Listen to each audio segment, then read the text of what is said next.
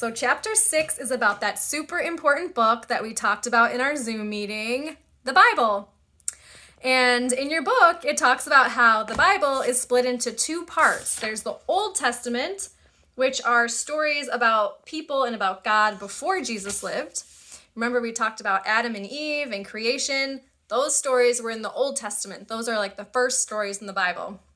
And then the New Testament, and those are stories when Jesus lived. Some of those stories were written by Jesus and are told by Jesus, and a lot of those stories are written by Jesus's actual friends who lived with him.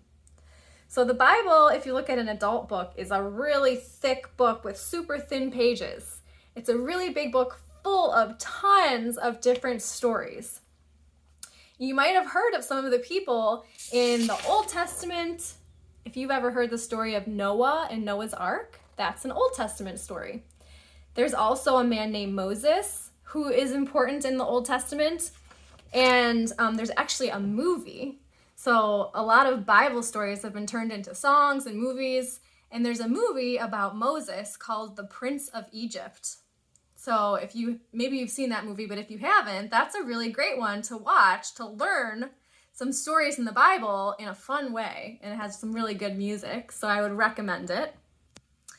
And then in the New Testament, there's a lot of stories about Jesus, and there's stories that Jesus told himself.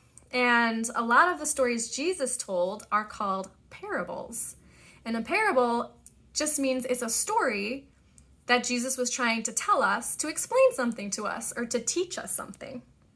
So parables kind of are an easy way for Jesus to help us understand a lesson that he wants us to learn. And in your book, 2 of the parables that Jesus told were about sheep and shepherds, because sometimes we call Jesus the Good Shepherd. And it's a little more confusing for us now because we don't really have shepherds like walking around our neighborhoods. But when Jesus lived, everyone knew what a shepherd was because that was a really common job. And a shepherd really took good care of his sheep. And he knew each of them. If we looked at a field full of sheep, they might all look the same to us. But a shepherd, a good shepherd, knows each just by looking at them from far away, can tell them all apart. And a good shepherd would also make sure that his sheep had enough food and water, and he would stay up at night to make sure that no wolves or animals were going to come harm his sheep. So that's why Jesus used that example, because people understood what a shepherd was, and Jesus wanted to say that he was like a good shepherd. The same way that a good shepherd would take care of his sheep, Jesus would take care of us. And that means that he would make sure that we had everything that we needed, and he would protect us. And it also meant that he knew each of us really well, the same way that a shepherd knows all of his sheep. So that's just one example in the Bible of Jesus telling stories to help us understand more about him.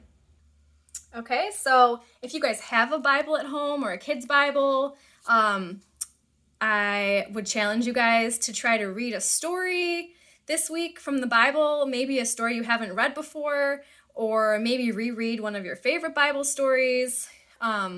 If you have a chance, you could look up that movie I was talking about, The Prince of Egypt, or you could look up another movie that tells us a Bible story. And I'm also going to try to post a little link for a video clip of a Bible story for you guys. All right? Have a great week.